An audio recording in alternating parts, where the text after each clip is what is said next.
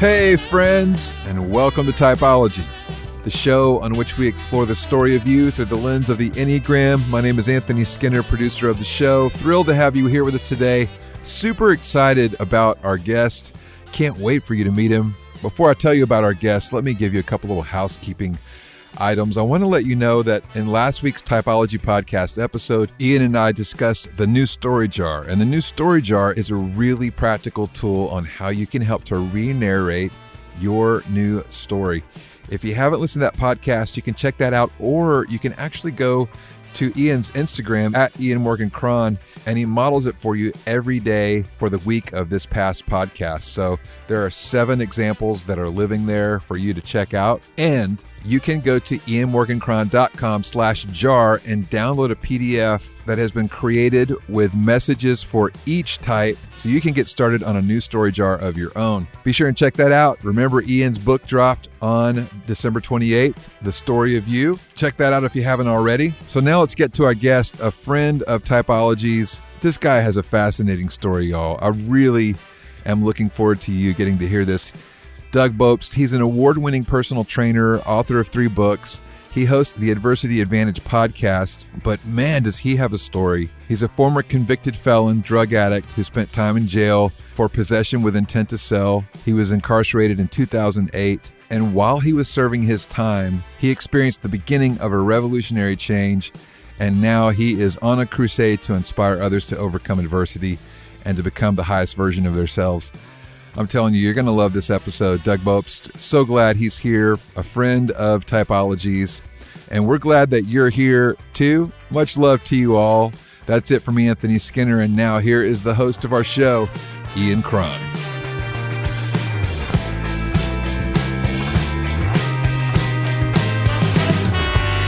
Doug Bopst, welcome to Typology. Ian, thank you so much for having me. I've been looking forward to this for a long time. Well, we have as well, and we did something different. We didn't start the show off by kind of giving your bio at the front end. Rather, your story is so interesting that I would rather have you tell it from your perspective, particularly as an Enneagram 3, the performer, sometimes known as the achiever. What's interesting today is, I consider myself to be an Enneagram 3, and the different tests I've taken have proven that.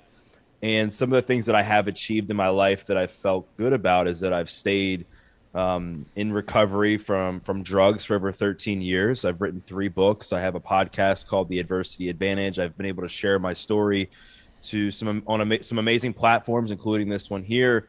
And it's all made me feel good about who I am, because I've looked back and I've seen that the pain in my younger years has turned into some purpose to be able to help other people. And I also see that as in my success as a personal trainer. I've been a personal trainer for almost 11 years, and that to me has been fulfilling. And it's really made me feel good that I am now using this tool that helps save my life in fitness to help others. But it hasn't always been the case that I was this positive achiever. Growing up, I dealt with all kinds of insecurities, pain, and trauma in the most negative way. My parents got divorced when I was 5. I was bullied a lot in school. I was picked on. And when it comes to achieving as a kid, I was always the kid who wanted to be good at sports. I wanted to be picked first for the team. I wanted to score the winning jump shot. I wanted to be the face of the team. I wanted to have, the most attractive girlfriend. I wanted to achieve all these great things. Problem is I didn't. I was the most unathletic kid there was. I was always picked last for the teams. I was cut from different sports teams. And it created this what's wrong with me mentality on the inside that just continued to stack as I got older. The more I got bullied, the more teams I got cut from, the more my parents' relationship split, the more abuse I began to suffer. Like, things started to stack really badly for me. And my first opportunity to really numb the pain in a significant way came from smoking pot. And the interesting thing now is pot is fairly legal in most states now, I think. And I never thought in a million years that my first hit off a marijuana pipe would lead me to being incarcerated on felony drug charges back in 2008, but it did. And the reason I share this is because when we make poor decisions like this, that we don't necessarily think about the repercussions down the line, we don't know where it's going to take us. And especially somebody like me who had this yearning inside to achieve greatness, this yearning inside to achieve success, this yearning inside to achieve goals in life and become the best version of myself that I just wasn't doing. And that one hit just quickly snowballed into me smoking it every day to support my habit. It quickly evolved into me being kicked out of my mom's house because that created tension in our relationship. I'm shipped to my dad's, who lives 30 minutes away. I changed schools all within 24 hours. And they thought in that moment that that would give me a reason to say, hey, let's pull him out of his environment. He'll change his friends. He'll change his habits. He'll change his behavior. This will be a wake-up call for him. But really, it just stacked more. What's wrong with me? How am I going to achieve anything? Why is this happening to me? Like more so like becoming more of a victim of my own circumstances. And I chose to continue to use drugs and find different friends that were supporting those behaviors.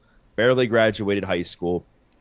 And then as I look back, I wanted to achieve different things by going to school. Like that was a big thing for me, going to college. And that didn't work out just because the money wasn't there financially for my parents. I didn't get into some of the schools that I wanted to get into. So I needed to find a way to achieve something else. So I started selling drugs, and I became a really good drug dealer. Yeah. This is a 3-story, by the way. We're going to circle back to it, but continue. Yes. So I barely graduated high school. I get out of high school. I start selling drugs. And then the more drugs you start to encounter, the more people you start to encounter, who are selling drugs, you end up meeting people who are now doing hard drugs. And that for me was, I met people who were doing coke. I got introduced to cocaine, which I loved, because when I snorted coke, I felt like I could achieve anything. You're talking to a guy who had the lowest of low self-esteem at that point in my life, even though on the outside you would think, wow, he's cool. He's doing drugs. He's hanging out with all the cool kids. He's selling drugs. Life must be good. But really, I was emotionally bankrupt. And the problem was I developed a habit to coke, and I had some anxiety issues growing up, and doing coke every day and anxiety went about as well together as somebody trying to lose weight and eat pizza every day. It just doesn't work. Right. And what really ended up bringing me to my knees and crippling me in my addiction was opiates. And I had started to develop some severe anxiety in response to the drugs, my circumstances, just looking at my life and being like, what am I doing? Am I really achieving what I want? Am I really going anywhere? Is this really what I'm made to do? And a friend of mine offered me a 5 milligram Percocet. And when I took that 5 milligram Percocet, it gave me this same overwhelming, numbing sensation that the first hit off the marijuana pipe did for me when I was a teenager. And at this point, I'm 18, 19 years old. And that slowly but quickly, I should say, turned into me doing 300-400 milligrams of Oxycontin up my nose every single day, to the point of where half my left nostril was missing. And I was just completely hopeless. I was lost. I was having suicidal thoughts. And everything kind of came to a head for me on Cinco de Mayo of 2008. I was riding around with a few of my friends to make a drug deal, and there was a cop running radar because it's one of the biggest drinking nights of the year. And so I thought it was a good idea to hide the fact that I had a busted headlight. I thought it was a good idea to flash my high beams at the police officer. Well, of course, it gives him a reason to pull me over. Pulls me over. My heart sinks literally into the pit of my stomach. I just knew my life was over. I stammer to pull out my license and registration. One thing leads to the next. He pulls me out of the car, searches it, finds the half pound of pot in my trunk, $2,000 in cash in the glove box, puts me in handcuffs. And Ian, I remember sitting in the back of the police officer's car that night and just thinking, how did I get here? Everything came to a head. All the poor decisions I had made, all the abuse that I kind of had suffered, all the bullying, all the teams I had been cut from, all the girls that rejected me. I was just starting to contemplate, how did I get here? How did this kid who just wanted to be successful? How did this kid who just wanted to fit in? How did this kid who just wanted to make that team? How did this kid who just wanted to be loved? Like, how is he in the end? How is he right now in the back of a cop car facing felony drug charges? And it came down to my choices as I look back now at it, and went to jail. And then a few months later, I went to court, and the judge found me guilty of a felony, which was possession with marijuana with the intent to distribute. Convicted me of that, sentenced me to 5 years in jail, but suspended everything but 90 days. Like, meaning if I had like messed up on a drug test, if I had violated my probation any other way or got another charge, I could have potentially gone back and done the full 5 years. Gave me 5 years probation, 200 hours community service, all kinds of fines and drug classes. But the judge looked at me and he's like, Doug, you're young. You're 20 years old. He was like, this felony conviction is going to haunt you the rest of your life. He's like, if you complete everything without messing up, no missed probation appointments, no failed drug tests, like nothing, totally perfect, I'll take the felony conviction off your record at the end of the 5 years of your probation. And at that point, like, he told me he was giving me a break. I was like, break? Like, you just told me I'm going to jail. Like, how is this a break? And, we had buried several of my friends in our friend group up until that point, and I didn't think I was going to live to see 25. So I just had no hope that any of this even mattered, because I'm not looking that far out. I'm looking like, how am I going to survive jail? How am I going to survive these first few weeks? How am I going to survive this next year? And he gave me a few weeks to kind of gather my belongings, say goodbye to my family, and essentially gave me more time to do drugs before I went in. And I reported to jail October 21st, 2008, as a week after my 21st birthday. And the wildest thing of this whole story is I cried the day I went into jail because I didn't want to go in. And I cried the day I left because I didn't want to leave. And as people who are listening to this can imagine, I had all kinds of fears and insecurities going in, specifically based on like how I told you I grew up, like who I was as a person. I wasn't athletic. I wasn't coordinated. I was never going to win a fight. I was, 50 pounds heavier than I am now. Like, I was just totally scared and mortified of being incarcerated. Plus, on top of all of that, I had a significant opiate addiction to kick. And so I detoxed cold turkey for the first few weeks I was in jail, which felt like the worst case of the flu. Like, uncontrollable bowel movements, vomiting, like the whole 9 yards. It was horrific. And my soon-to-be cellmate was sitting there playing Scrabble, and he looked at me. He could just tell that I was just feeling unconfident. He could tell my self-esteem was low. He could just tell I needed some help. And this guy looked like a more jacked version of Brad Pitt from Fight Club. And he just said, "You're going to start working out with me when you get through your detox." And I was just like, "No, I'm not." Like, I could have been a model for Pillsbury at the time. Like, there's no way I'm working out with you. And he's like, "All right, man." And he just kind of went on with his thing. And shortly thereafter, I saw him work out himself. And he's doing like thousands of push-ups, hundreds of pull-ups. He's like running all over the common area of the jail. And I'm like, who is this guy? And not too long after that, we were in the cell, and he started asking me more about my story. And he just said, like, "Why are you in here? Like, what happened?" And I just said, "Well, my parents got divorced. People picked on me. I didn't make the sports teams." And he just looked at me, and I guess the PG version is, he said, "Quit being a victim." And in that moment, I was just like, huh? Like, I wanted to be coddled. I wanted to be told what I wanted to hear, but he told me what I needed to hear. He's like, "You're blaming everybody for your problems but yourself." He was like, "There's plenty of people that went through what you went through that aren't in jail." He was like, "You chose to respond to your circumstances in that way." And as hard as it was for me to hear it in that moment, he was so right, because the drugs had kind of gotten out of my system. And I just was starting to think a little bit more clearly. And I'm like, I've had 21 jobs up until this point. I've damaged so many relationships in my life. I'm a drug addict. I'm a convicted felon. I'm in jail. Clearly, I don't know what I'm doing. And it inspired me. I felt empowered for the first time in my life. And he looked at me. He's like, "You got two choices. You can be a man. You can look yourself in the mirror and say, you chose to get yourself here, and it's up to you to get yourself out of the situation. Or you can go be a victim, go cry in the corner, say, woe is me, be pessimistic." He's like, "Most people will do that." And that was what got me to start thinking differently and take him up on his offer to work out. And what started with me not being able to do a push-up from my knees turned into him agreeing to train me in there every single day during my 90-day sentence. We set some goals to do a set of 10 push-ups by the time I left jail and to run a mile, which felt like climbing Mount Everest at the time because I could barely walk up and down the steps because I was smoking a ton of cigarettes. I was just severely out of shape, overweight, like in every which way. But with his motivation and encouragement, I was able to do it. I was able to do that set of 10 push-ups, run that mile, and my life changed. I finally felt committed to wanting to do the thing I knew I needed to do, which was to change my habits, change my friends, change my life. I finally had developed discipline I never had. I finally got comfortable being uncomfortable. I finally got okay with managing my emotions in a healthy way, which I'd never done before. And then the day I left, I cried because I felt like this guy had just given me this gift and helped to change my life. And I asked him how I was ever going to repay him. And he said, don't mess up and pay it forward. And he gave me a workout plan that I still have framed in my place today, so I'll never forget where I came from.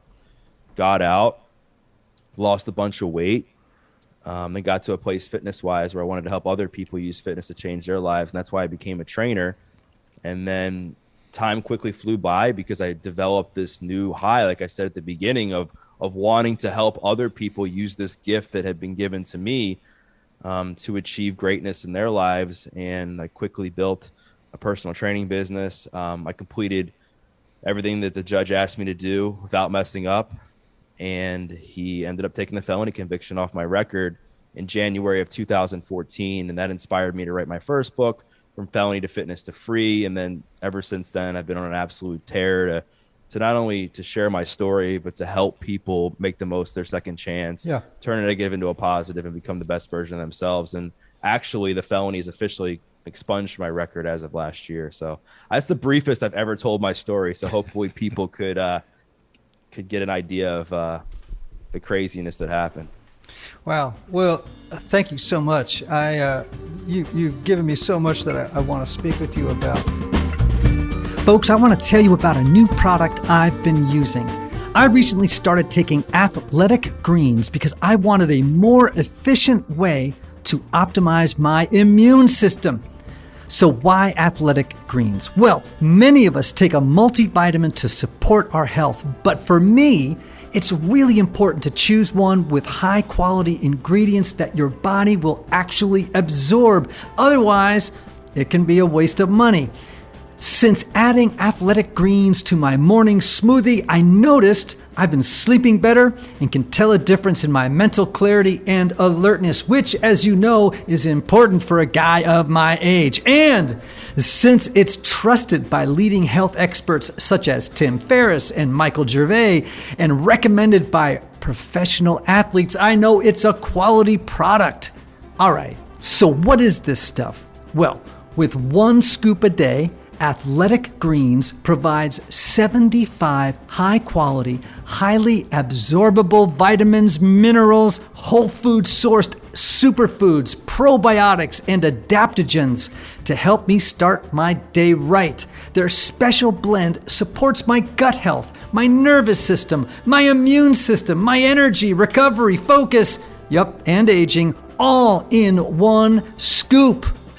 Right now, it's time to reclaim your health and arm your immune system with convenient daily nutrition, especially through the flu and cold season. It's just 1 scoop in a cup of water every day. That's it. No need for a million different pills and supplements to look out for your health. To make it easy, Athletic Greens is going to give you a free 1-year supply of immune-supporting vitamin D and 5 free travel packs with your first purchase. All you have to do is visit athleticgreens.com/typology podcast. Again, that's athleticgreens.com/typology podcast to take ownership over your health and pick up the ultimate daily nutritional insurance.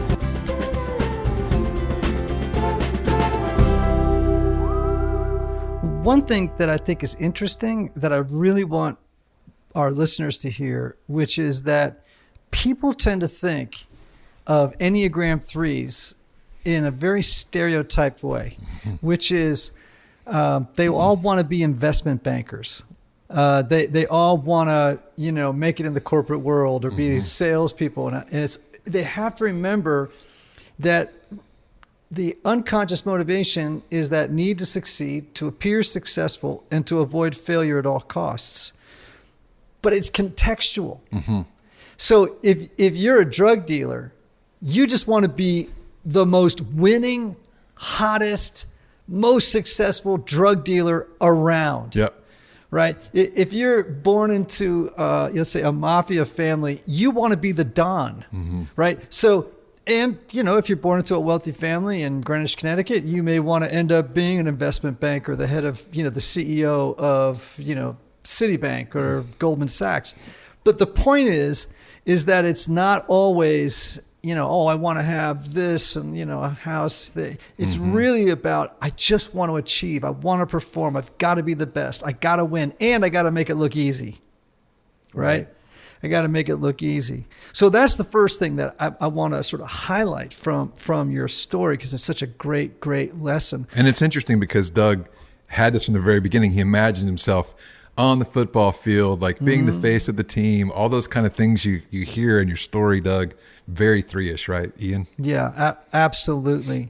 And so one of the things that I also found interesting, inspiring, that I wanted to flag. So I just released a new book called The Story of You. And the book's premise is that all of us pick up a story in childhood that we use to explain who we are to ourselves and to other people. It's made up of internalized messages, false beliefs that we get from our culture, our parents, our situation, our traumas, our teachers, all those places, right? And you actually enumerated some of them, right?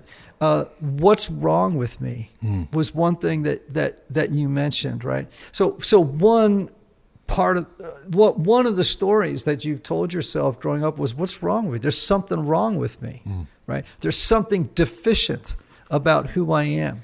There's something that, for whatever reason, has left me inferior to my peers. Like I don't belong might be another one, right? And that's a story that you ended up telling yourself about who you are, and that led you down the road to where you got, right? And what it sounds like happened is that you restoried yourself. Like you wrote a new story for yourself. And I want everybody to hear that, because that's like the premise of the book. And and of course the bottom line is that we want from the book for people to be able to learn how they can rewrite the story of their life, which is in essence what you just described. You're so spot on. And I think so many times people, when they're writing the story of their life and as it unfolds, they get to a bad chapter in their life, or a few bad chapters like I experienced. And like me, what I did is I took that pen, and instead of rewriting my story as a teenager, I threw it in the sewer drain and said, you know what? It's over. I feel so disempowered. Like, this is it. So I might as well just go as far down the addiction hole as I can. I might as well just continue to numb the pain, continue to sell the drugs, continue to not believe in myself, continue to damage relationships, because it doesn't matter. Like, my life's not going to get any better. Right. And I was also under the impression, I'm a Christian now. I know you guys talk about Christianity, and I grew up like old school Greek Orthodox. And I knew that if I was good, I went to heaven. If I was bad, I went to hell. And so I already had assumed I was going to hell based on my choices. So I just said, you know what, like, screw it. What's it matter? I'm already going down the path. Like, I can't improve my life. Like, I didn't know about like the story of Jesus and the power of the resurrection until later on in my life. And I share that because there's a lot of people that feel this way, whether they're Christian or not. They feel so disempowered, and they feel like their story stops there.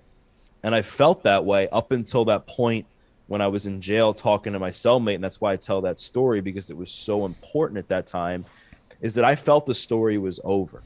I didn't think my life was ever going to get any better, because I had failed so many times. And like you said, I created this story in my head. That's who I was going to be. But when he said, Doug, you have a choice. You can turn your life around, but it's going to be hard. It's going to be up to you. It's going to require you to put effort in. And then once I believed him first, right? And then I believed in myself just a little bit, and I gave that new story a chance, I saw me like searching for that pen in the sewer drain, like slowly but surely, and picking it up and starting to rewrite that story. Wow. And it was so powerful.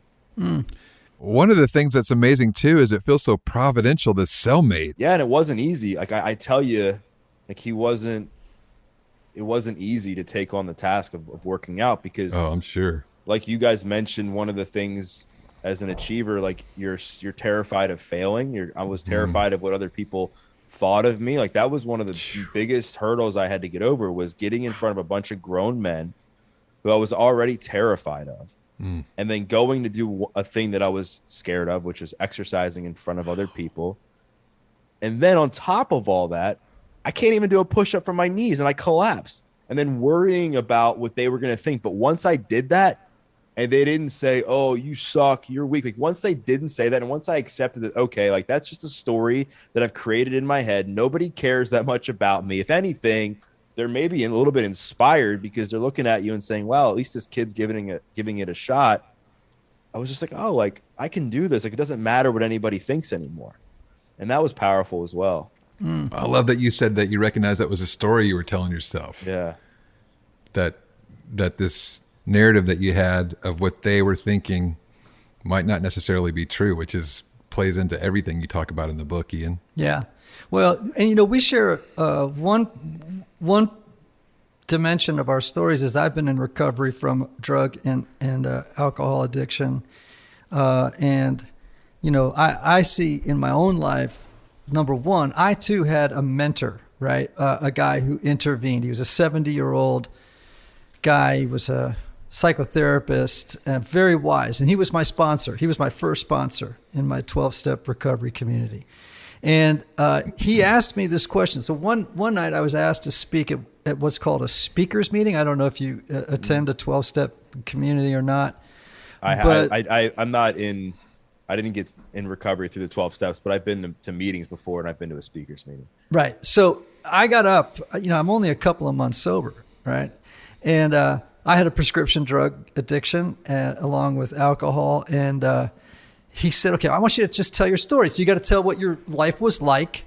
You got to tell people what happened and what your life has been like since you've come into recovery as a result of working the steps. That's what you're instructed to do, right?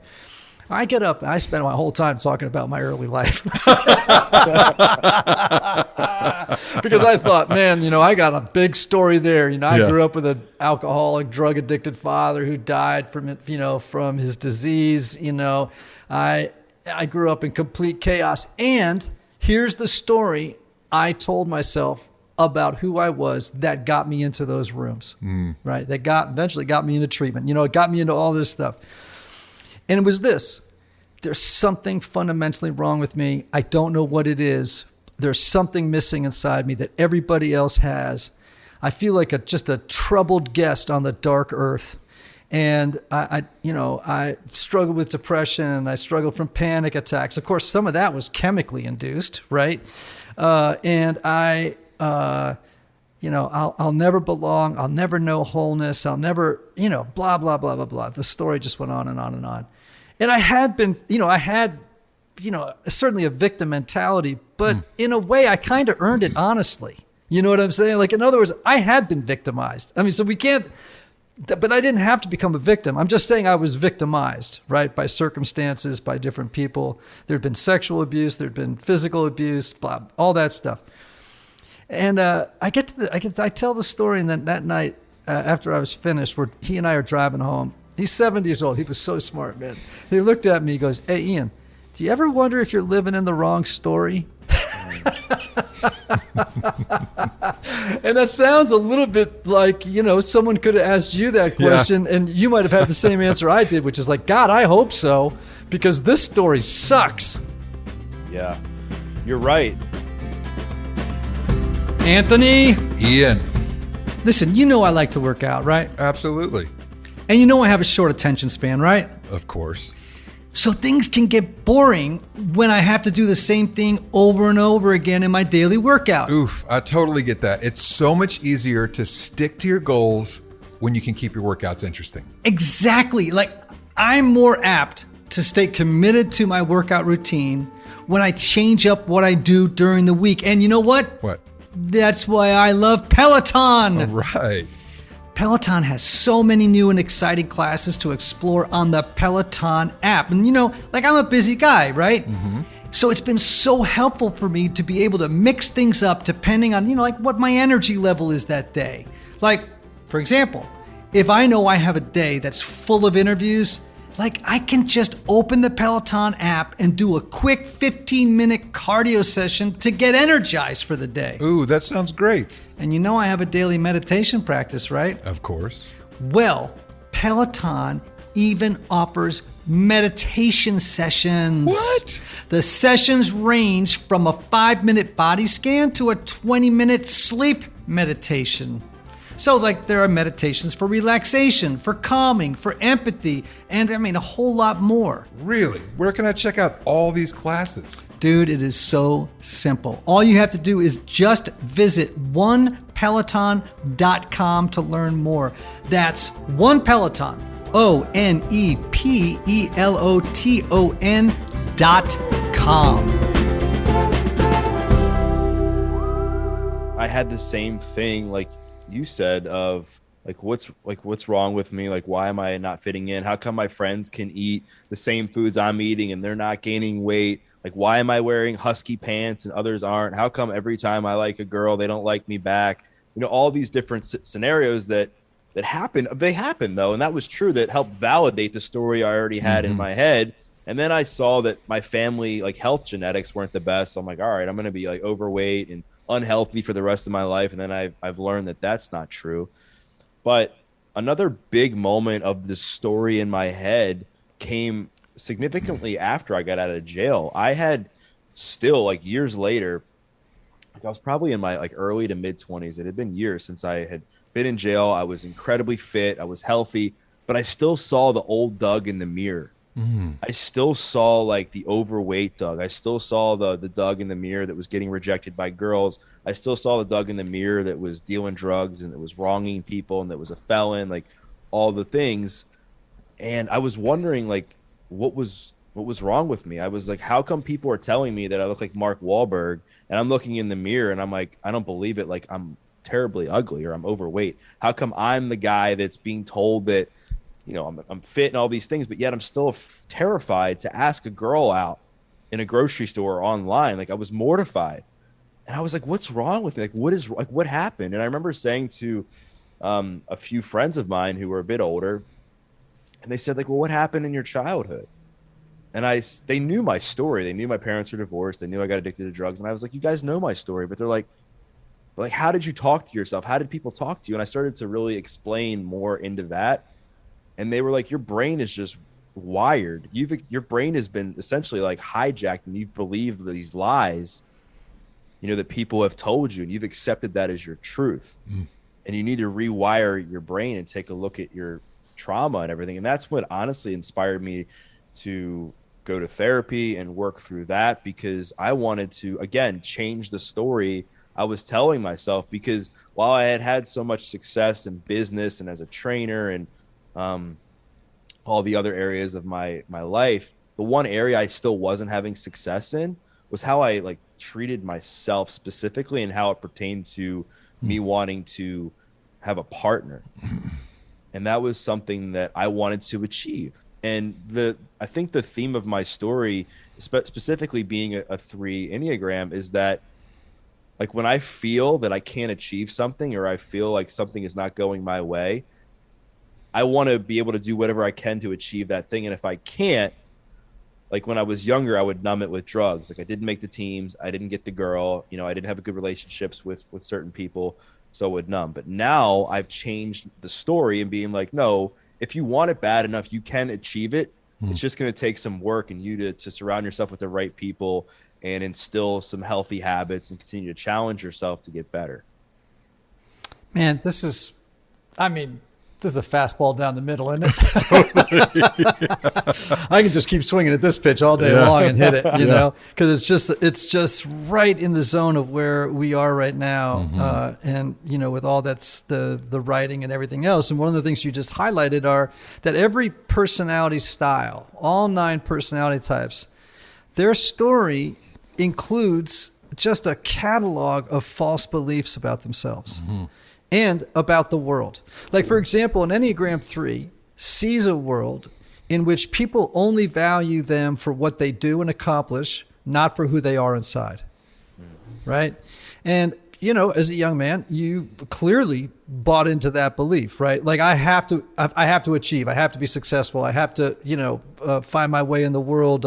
And when you didn't, because that was such a value to you, it was defeating, right? It just was, you know, utterly demoralizing and defeating. And then that message then becomes, what's wrong with me? There is something wrong with me. I can't achieve anything.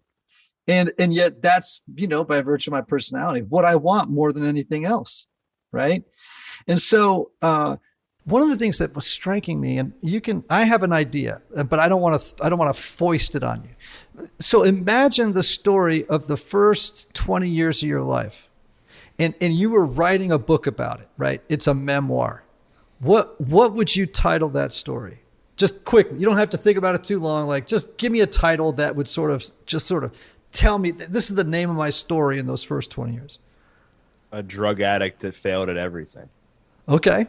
Now we'll start with that one. All right. A drug addict who failed at everything. Okay. And then what would you name the story that you live in now? I mean, I think as I look back, it always goes back to the title of my first book, From Felony to Fitness to Free. Okay, great. So, you know what's interesting, Anthony? It's like, one of the exercises in the story of you is let's name the old story and let's rename the new story, right? And you said 2 things on this. And so if I were your publisher and you and I were in an argument about what the name of the books were going to be, which for those of you who are listening, I want to let you know that there's a lot of negotiating around book titles. I would have said, well, hey man, what if we named the old story, What's Wrong with Me? Yeah. And then the name of the new story would be From Pain to Purpose. Like, I heard those 2 sentences in what you just said, and they just jumped out at me and they just shimmered, you know? And I was like, man, that new story is called From Pain to Purpose, you know? And that includes the journey from victim to hero of your own story, right? So that is fantastic and so beautiful. Okay, so you want to inspire others to overcome adversity. And so I see you on an elevator. We're on the 20th floor. You got 20 floors to tell me what is the key to overcoming adversity. We're never going to see each other again. You want to impress on me what that is. What would you say? I'd say it comes down to 3 things: faith, family, and fitness. It comes down to belief in yourself, belief in God, or whatever higher power universe you believe in. It comes into believe that things are going to eventually happen for you in a great way. Maybe not now, but eventually they will. You will get out of that adversity. It comes down to family, who you spend time with, who you surround yourself with. Family is also what you listen to, what you watch, what you read, right? And then fitness. Like, what are you doing to stay mentally, physically, spiritually, and emotionally fit during those times? And I guarantee if you can do those 3 things, control the controllables, you will get through that adversity in a way that's going to strengthen you. You're going to become wiser. You're going to become stronger, and you're going to look back and be thankful you did it that way. Doug, would you be my trainer? No, he's looking at me. He's going, no, man, it's too late. It's way too late, and you look way too bad. Never too late. Well, man, I'm just saying you have told such a beautiful story, and I hate to say it, but you beautifully. I was gonna, it's really, this show is all about you, but you actually just sold my book. So for that, I'm terribly grateful too, and also just encouraged, because I think both of us know that when we do talk about narratives and stories that we tell ourselves and others about who we are, that for me, overcoming adversity was all about I got to drop this old storyline. I got to ditch this plot, and I got to find something that's life-giving and true, because the old one, can I swear on the show? Am I allowed to? You know what I'm going to say. The old one was BS, and I kept co-signing the loan on it. That's you good. know, Yeah. I just kept co-signing, man. Like, okay, I believe it, right? And this is why in meetings sometimes you hear people say, I'm a grateful recovering alcoholic or drug addict. And because in your situation and in mine, you know, we can say we're grateful paradoxically, because had we not hit that bottom, we never would have rewritten that story. That's good. Yeah, and my hope is that not everybody has to hit like these bottoms, right? Totally. That we can get through. Because I don't think, my other thing too is, I don't think adversity is what breaks us. I think how we respond to the adversity is what breaks us. Like for me, my parents getting divorced, or me being bullied, or not making the sports teams, that's not what got me in jail. What got me in jail was my response, was me numbing the pain with pot, me building a habit with that, me needing to sell it to get external validation to achieve success, me experimenting with all the other drugs that led me down to the opiate addiction, which, you know, in turn impacted my life in every which way negatively possible. And then being arrested with all the pot, like that was all in response to the adversity. Now, I mean, I still deal with stuff, right? I mean, I still get stressed. There's times I'm depressed. There's times I don't sleep well. There's times I'm anxious. There's times I don't feel like freaking working out. But how I deal with that now is vastly different. I still go to the gym. I call people that I trust. I listen to podcasts. I will meditate. I'll pray. I will go for a walk. I'll do something. I will do whatever I can to know that, here's the thing. Like during adversity, there's three things you must do, right? The first thing you must do is you must be aware of what it is. Like, how are you feeling? Is it anxious? Are you stressed? Are you depressed? Are you lack of energy? Cool. The second thing you must do is you got to accept it.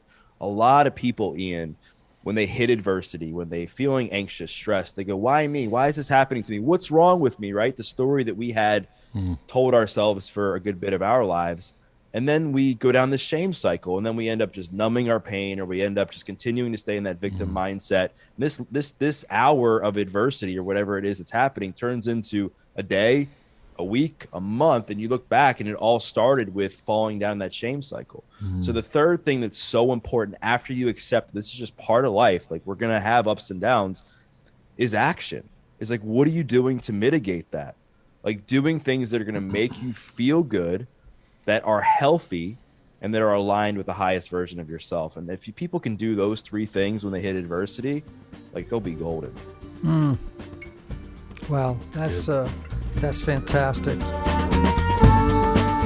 Hey everybody, one of the lessons I've learned over the years is that not everybody benefits from a traditional 50-minute counseling session. And this is why some people can go to couples therapy or personal counseling for a long time and never really get anywhere. This is why I'm such a believer of intensive counseling and my friends at Restoring the Soul in Colorado, created by my longtime friend Michael Cusick to help couples or individuals experience deep change in half-day blocks over 1 or 2 weeks. Now listen, if you can't wait months or years to get to the bottom of an issue or to experience breakthrough, you need to get in touch with my friend Michael and his extraordinary team of counselors at Restoring the Soul. If you're looking to get out of the rut you're in, but can't wait months or years, call Restoring the Soul today for a free consultation with Michael's staff. Call 303-932-9777 and learn how their intensive counseling process can help you. As a special bonus, just for Typology listeners, make sure to visit www.restoringthesoul.com/typology to download their PDF called 5 Ways Unaddressed Trauma May Be Derailing Your Relationships. I was also thinking about this principle that I think is true, which is what happened to you is not nearly as important as what you think happened to you. Yeah, amen. So good. Wow. Right? Yeah. And it's what happened to you is not nearly as important as how you interpreted what it meant. You know, so if I grew up in my home or in your circumstance, you think to yourself, well, the fact that I'm being bullied, the fact that I can't, talk to a girl, the fact that I can't get the blah, blah, blah, blah, it means there's something so wrong with me that I'll never know wholeness or happiness or belonging or find my place in the world. And so no wonder I would go out, and start stuffing Percocet or Oxy or whatever it is. And so you have also the right. You can't change the facts in life of what happened to you, but you can change the way that you choose to interpret them, right? You can choose to say, this is my death sentence. Or you could look back at those things and say, no, this is my opportunity. I was with a friend of mine this week who just went to an all-day EMDR intensive. And that's what he came away with. It's like he was abused by his mother and father growing up. And the story that he took away was, I don't matter, right? And he created a narrative around his experience. And this whole day doing EMDR, he just sort of unwound that story and realized it wasn't it wasn't the truth. Yeah. And ironically, that story helped him survive as a little kid. Right. Right. It helped him explain what was happening to him. Right. But when he dragged it into adulthood, it began to kill him. Problems. Yeah. Right. It just began to kill him. Right. So there's another thing that you said, Doug, that I really appreciated.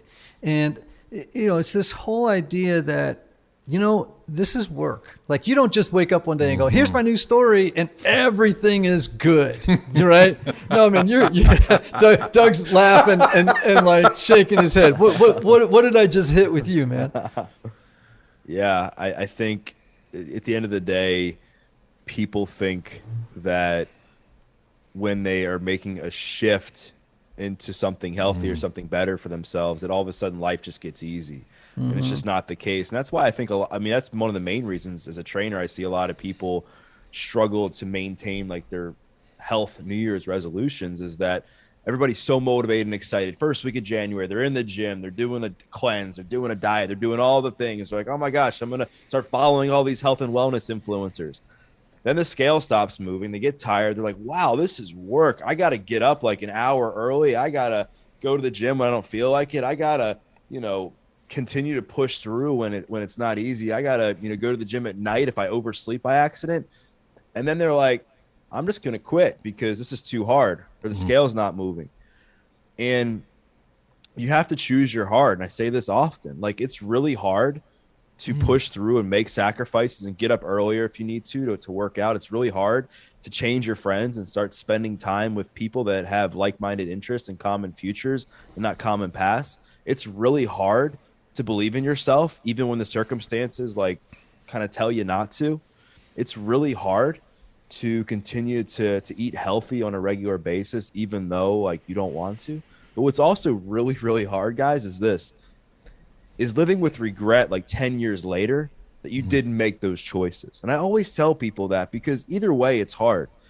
And, especially in recovery, Ian, I don't know if you've had experience with this, where everybody thinks like recovery is this like lovey-dovey great thing. And it is, trust me, it's one of the greatest gifts that I've ever had. I'm sure it's one of the greatest gifts that you've ever had. But life gets really hard, man, because now you're forced to deal with the demons, at least for me, that I was numbing with drugs.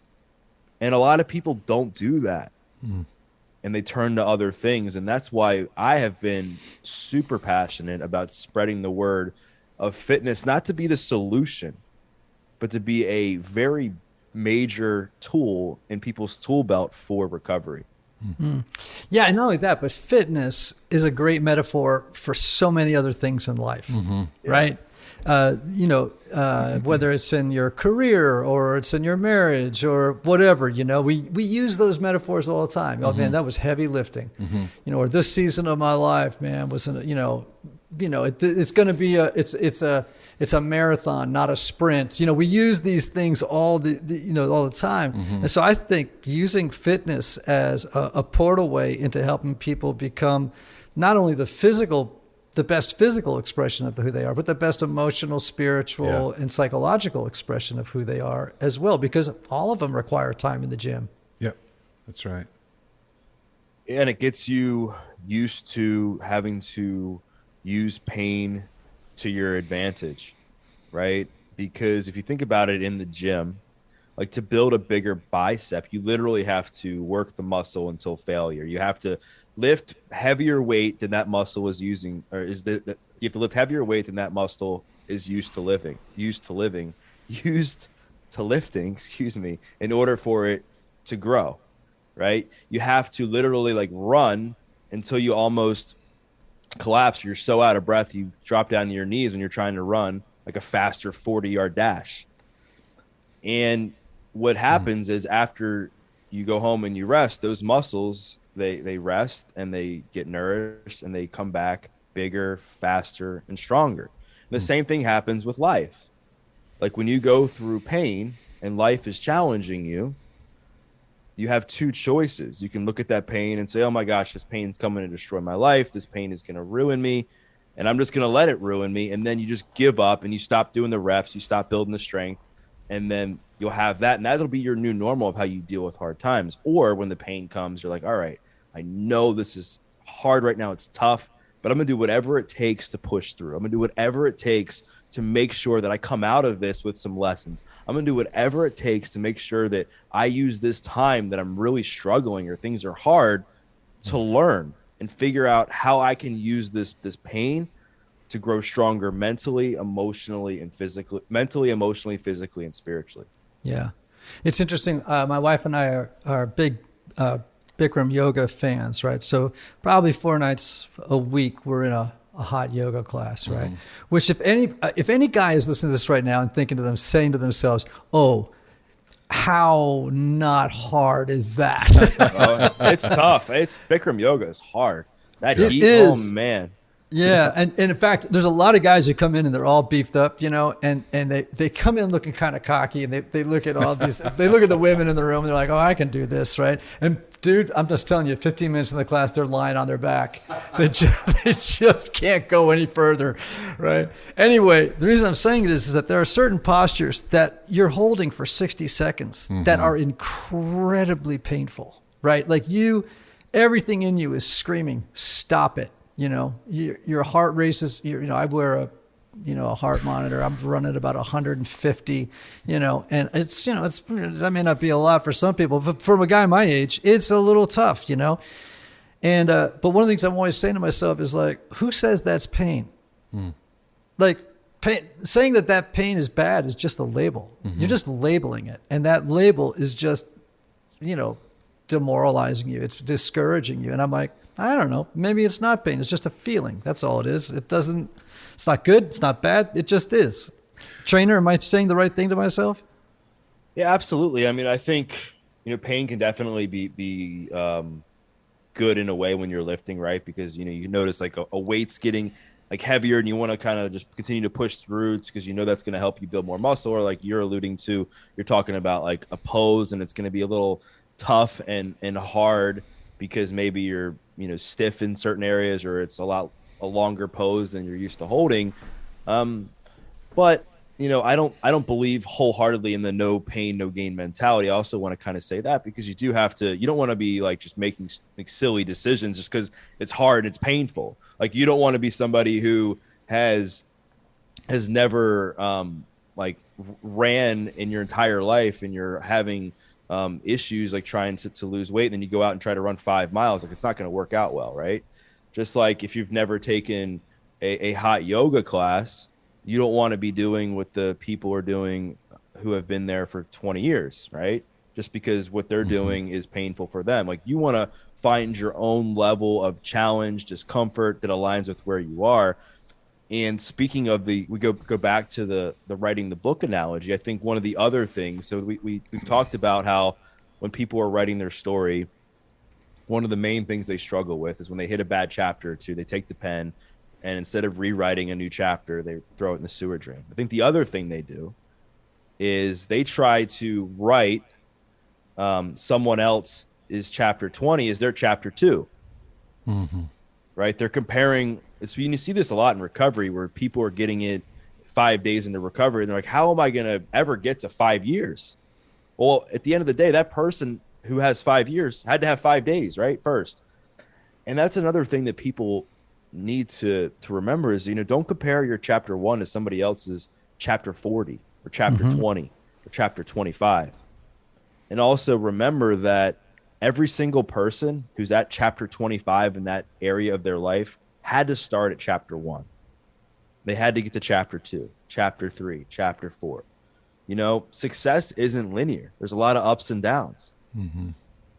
We see people who are successful and we look at the top of the mountain, but we forget that some of their biggest successes and their biggest levels of confidence and fulfillment came from their continued belief in themselves to get back up after they fell on the way up. Yeah. Yeah. Well, so this has been a great conversation, Doug. I feel inspired. I feel like I understand you threes better. I also feel like it's just been an affirmation of so much happening in our lives here around the typology offices, and I'm deeply appreciative. So tell everybody about where they can find you, about your books, and all that stuff. I want to first thank you for having me on. I mean, this definitely it challenged me, because while I do know the Enneagrams, I'm not my main wheelhouse or expertise. So it definitely got me out of my comfort zone to think okay, how can I tell my story in a way that's going to relate to the Enneagram and to your audience specifically? So I wanted to thank you for that. And if people want to connect with me, if they want to listen to my podcast or read my books, the easiest way, I guess, is if you go to dougbopst.com. It's got the links to buy my books. You can access my podcast there, which is called The Adversity Advantage, wherever you listen to podcasts. I'm on social media at Doug Bopst. I'm probably the most active on Instagram, so feel free to find me there and share a takeaway with me from this episode. If you learned anything, I'd love to hear it. Great. And by the way, everybody, just so you know, Doug's last name is spelled B as in boy, O-P as in Peter, S-T. So when you go check that out, we want to make sure that you get the right address. And also, you were going to have that in the show notes, right? Yep. Oh, yeah. So everybody will know how to connect with you through that. Doug, again, thank you so much, brother. I'm inspired by your story, and I've learned so much today. And I am going to go to yoga in approximately 90 minutes. And I will approach my practice with a newfound commitment. So thank you. Typology Tribe, you know how we end this. And from the heart we say it. May you have love. May you have joy. May you have peace. May you have healing. And may you have rest. Until next time.